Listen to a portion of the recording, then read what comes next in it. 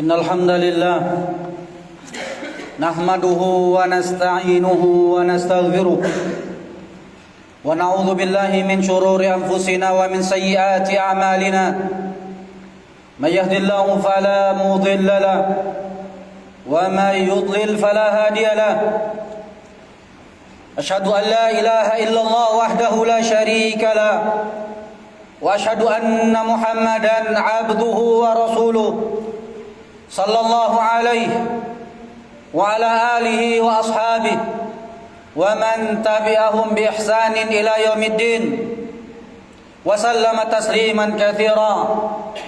Ya ayyuhalladzina amanu taqullaha haqqa tuqatih wa la tamutunna illa wa antum muslimun. Ya ayyuhalladzina amanu taqullaha wa qulu qawlan sadida yuslih lakum a'malakum wa yaghfir lakum dhunubakum wa ma yuti'illaha wa rasulahu faqad faza fawzan 'azima. Amma ba'd, fa inna asdaqal hadithi kitabullah wa khairal huda huda nabiyyina Muhammadin sallallahu alaihi wasallam wa syarral umuri muhdatsatuha fa inna kulla muhdatsatin fid dini bid'ah wa kulla bid'atin dhalalah wa kulla dhalalatin finnar. A'adzani Allah wa iyyakum minan nar. Ma'asyiral muslimin, sidang jamaah Jumat rahimani Allah wa iyyakum. Salat sebagaimana telah dimaklumi bersama adalah salah satu daripada rukun-rukun Islam yang 5. Sebagaimana yang disebutkan oleh Nabi sallallahu alaihi wasallam dalam sebuah hadis yang diriwayatkan oleh Imam Bukhari di dalam sahihnya daripada sahabat yang mulia Abdullah bin Umar radhiyallahu anhuma, bahwa Nabi bersabda, "Bunyal Islamu ala khamsin." Islam tegak dengan 5 perkara. Syahadatu an la ilaha illallah wa anna Muhammadar Rasulullah wa iqamis salat wa itaiz zakah wal haji wa saumi Ramadan. Syahadat bahwa tiada ilah yang berhak diibadahi dengan hak kecuali Allah, dan juga bersyahadat, bersaksi bahwa Nabi Muhammad adalah Rasulullah. Kemudian yang kedua, iqamis salat. Yang ketiga, itaiz zakah, menunaikan zakat. Kemudian menunaikan haji bagi yang mampu, dan berpuasa di bulan Ramadan. Dalam riwayat yang lain yang diriwayatkan oleh Imam At-Tirmidzi, Nabi sallallahu alaihi wasallam juga bersabda, "Rasul amri al-Islam wa amuduhus salat." Sesungguhnya kepala ataupun asas daripada sebuah urusan adalah agama Islam, dan tiangnya adalah salat. Maka oleh karena itu saudaraku, penting bagi kita untuk mengetahui betapa besar perintah salat yang Allah perintahkan kepada umat Islam, dan bahwasanya salat merupakan ibadah yang agung. Bahkan kelak pada hari kiamat, amalan yang pertama yang akan dihisab oleh Allah Subhanahu wa taala daripada seluruh amalan-amalan seorang hamba adalah salatnya. Jika kelak ketika diperiksa, ketika dihisab, salat hamba tersebut baik dan sempurna, maka dia akan mendapatkan surga Allah Subhanahu wa taala. Namun jika ternyata salatnya mendapatkan atau didapatkan penuh dengan cacat dan kekurangan, maka sungguh dia menjadi orang-orang yang merugi dan binasa. Nabi sallallahu alaihi wasallam bersabda, "Inna awwala ma yuhasabu bihi al-'abdu yawmal qiyamati min amalihi salatuhu." Sesungguhnya di antara amalan pertama kali yang dihisab daripada amalan seorang hamba adalah salatnya. Fa in salahat, maka apabila salatnya baik, faqad aflaha wa anjah, maka sungguh dia telah menjadi orang yang beruntung. Wa in fasadat, sebaliknya Jika ternyata salatnya rusak, jika ternyata salatnya penuh dengan kekurangan, maka faqad khaba wa khasira, rawahu Tirmidzi, maka sungguh dia akan menjadi orang-orang yang merugi dan binasa. Masyarul muslimin rahimakumullah, pada kesempatan yang singkat ini khatib tidak ingin membahas tentang keutamaan salat karena kita sudah sama-sama mengetahuinya. Pada kesempatan kali ini khatib ingin menyebutkan mengenai ancaman Allah Subhanahu wa taala kepada mereka yang gemar meninggalkan salat tanpa ada uzur.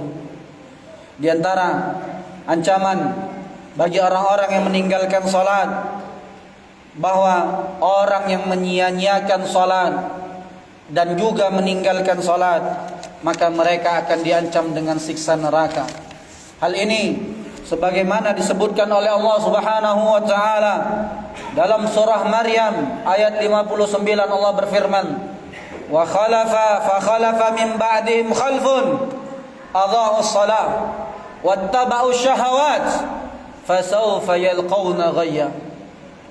Maka datanglah sesudah mereka, yaitu orang-orang beriman, setelah mereka tiada. Allah menceritakan keadaan orang-orang di akhir zaman, yaitu khalfun, para pengganti manusia-manusia yang jelek. Apa yang mereka suka kerjakan? Adha'us shalah. Mereka gemar menyia-nyiakan salat mereka. Mereka salat, saudaraku. Mereka mengerjakan salat, mereka mendirikan salat, namun mereka suka menunda-nunda waktunya sampai waktunya mendekati habis, baru mereka mengerjakan salat. Wattaba'u syahawat, dan mereka ini juga adalah orang-orang yang gemar mengekori dan juga mengikuti serta memenuhi syahwat mereka. Syahwat tidurnya, syahwat hartanya, syahwat perdagangannya, syahwat wanita, dan lain sebagainya. Dan sungguh tidak ada yang menjadikan seseorang bisa lalai daripada salat melainkan karena mengikuti syahwatnya. Orang yang dia tertidur hingga dia luput daripada mengerjakan salat, itu karena dia mengikuti syahwat ngantuknya, syahwat tidurnya. Orang yang meninggalkan salat karena disibukkan dengan urusan perdagangannya, disibukkan dengan urusan pekerjaannya, sehingga akhirnya luput daripada mengerjakan salat, maka mereka ini, kata Allah Subhanahu wa taala, fasawfa yalqawna ghayya, kelak mereka akan dicampakkan ke dalam al-ghay. Dan al-ghay di antara maknanya disebutkan oleh para ulama tafsir adalah salah sebuah lembah di neraka jahanam yang paling dalam. Maka artinya mereka orang-orang yang adha'us shalah, yang gemar menunda-nunda salatnya. Bayangkan, orang yang gemar menunda salat, mengakhirkan salat, wahai saudaraku, Allah ancam mereka dengan neraka. Maka bagaimana lagi dengan mereka yang suka meninggalkan salat, yang tidak merasa bahwa salat adalah kewajiban yang Allah wajibkan untuk dirinya, sehingga ketika adzan berkumandang maka dia santai, tidak mau menghadiri panggilan salat. Mereka ini akan diancam oleh Allah Subhanahu wa taala dengan dimasukkan ke dalam neraka saqar. Sebagaimana Allah berfirman menceritakan dialog yang terjadi antara penghuni surga dengan penghuni neraka. Tatkala penghuni surga bertanya kepada para penghuni neraka, mereka bertanya, "Ma salakakum fi saqar?" Wahai kalian penghuni neraka, "Ma salakakum fi saqar?" Apa yang menyebabkan kalian masuk ke dalam neraka saqar? Qalu, maka mereka berkata dengan penuh penyesalan, qalu lam naku minal musallin, Dulunya ketika kami hidup di dunia, kami tidak mau mengerjakan sholat. Coba kita lihat saudaraku, ketika kita berada di tempat kerja, ketika kita berada di mal-mal, ketika waktu sholat masuk, berapa orang yang mau menghentikan kegiatannya untuk sebentar mendirikan sholat di musolah yang ada? Banyak di antara saudara-saudara kita yang mereka merasa bahwasanya tidak sholat adalah tidak masalah. Maka sungguh orang-orang yang seperti ini, mereka adalah orang-orang yang celaka.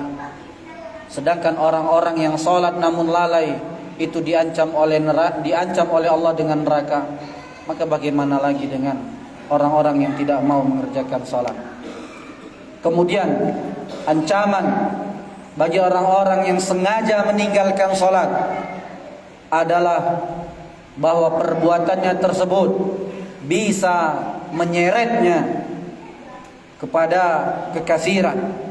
Artinya orang-orang yang sengaja tidak mau mengerjakan sholat tanpa ada uzur yang syar'i, maka mereka bisa jatuh ke dalam kekafiran. Sebagaimana sabda Nabi sallallahu alaihi wasallam dalam hadis yang diriwayatkan oleh Imam At-Tirmidzi dan Imam Ahmad, Nabi bersabda, "Al-ahdu alladhi bainana wa bainahum as-shalah, faman tarakaha faqad kafara." Perjanjian ataupun ikatan yang mengikat antara kita, yaitu orang-orang beriman, kata Nabi, dengan orang-orang kafir Quraisy adalah as-shalah, yaitu salat. Faman tarakaha, barang siapa yang meninggalkan salat, maka sungguh dia telah kafir.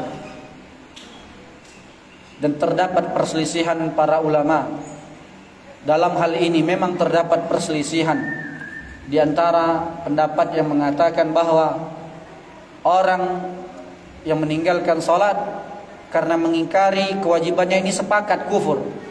Orang yang meninggalkan salat karena mengingkari kewajibannya ini, para ulama sepakat dia keluar daripada Islam. Namun ulama berbeda pendapat terhadap orang yang meninggalkan salat tahawunan, yaitu karena malas. Pendapat yang mengatakan bahwa mereka juga keluar daripada Islam, sebagaimana hadis yang tadi kita telah sebutkan. Dan pendapat yang kedua, dan ini adalah pendapat yang kami pegang, bahwasanya mereka mendapatkan dosa yang besar, namun perbuatan mereka adalah kufrun duna kufrin, yaitu perbuatannya kufur namun tidak sampai mengeluarkannya kepada derajat Islam. Namun bisa saja ia keluar daripada keislaman jika perbuatannya tersebut, jika telah dinasehati dan disampaikan kepadanya hujjah, namun dia terus tidak mau mengerjakan salat, maka bisa saja dia jatuh ke dalam kekafiran. Sebagaimana dalam hadis yang lain Nabi bersabda, "Bainar rajuli wa baina syirki wal kufri tarkus shalah." Rawahu Muslim. Pembeda, pembatas antara kesyirikan dan kekufuran adalah meninggalkan salat. Fa'tabiru ya ulil absar la'allakum turhamun.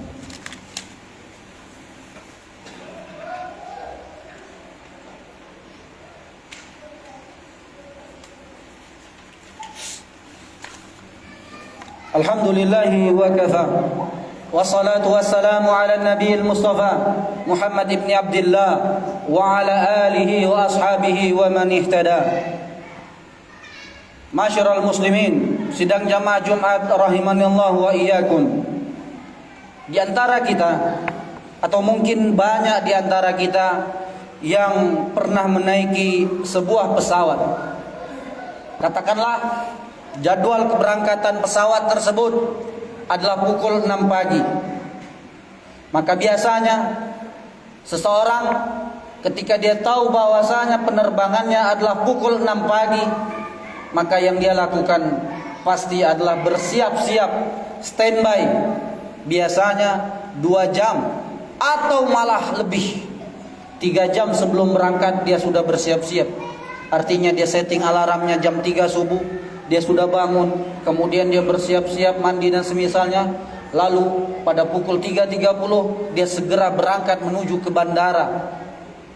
Ya. Kenapa itu dia lakukan? Ya. Hal itu dia lakukan karena dia tidak ingin ketinggalan pesawatnya. Bahkan ketika kita di bandara, kita bisa melihat bersama dan kita menyaksikan bersama banyak orang-orang yang berjalan cepat. Tentunya kenapa mereka lakukan? Apa alasan mereka melakukan hal tersebut? Yaitu bersedia dari awal dan berjalan dengan cepat. Alasan mereka tidak lain dan tidak bukan adalah karena mereka takut kehilangan ataupun ketinggalan pesawat sehingga tiket mereka hangus, sehingga mereka akhirnya harus mengeluarkan uang dengan jumlah yang tidak sedikit untuk membeli tiket yang baru.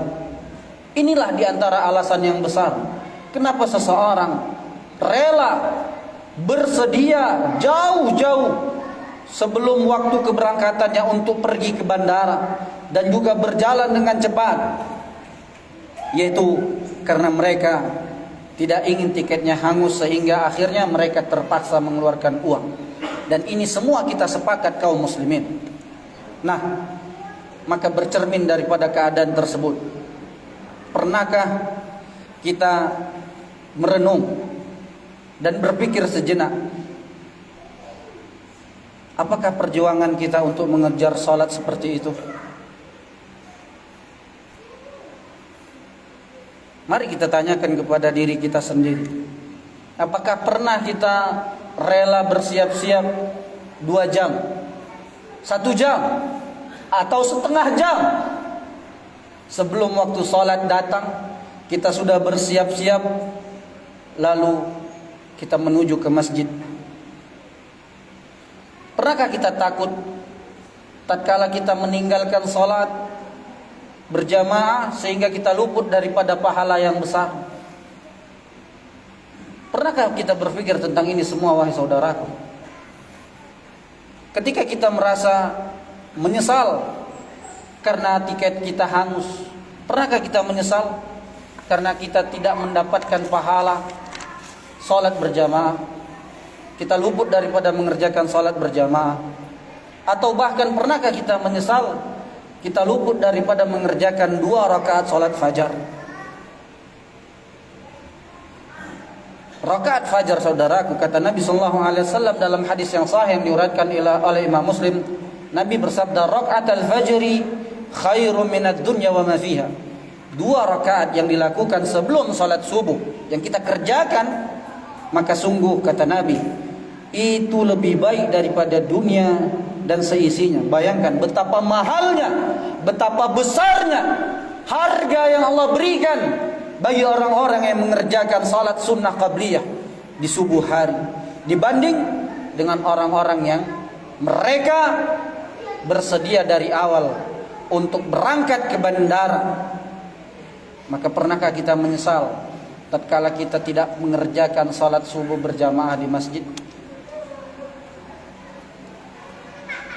Pernahkah kita bangun lebih awal untuk mengejar salat subuh ke masjid seperti mana kita mengejar pesawat kita ke bandara? Maka sungguh saudaraku, ini menjadi cerminan bagi diri kita terhadap salat yang akan kita lakukan. Apakah salat itu sudah betul-betul masuk ke dalam hati kita?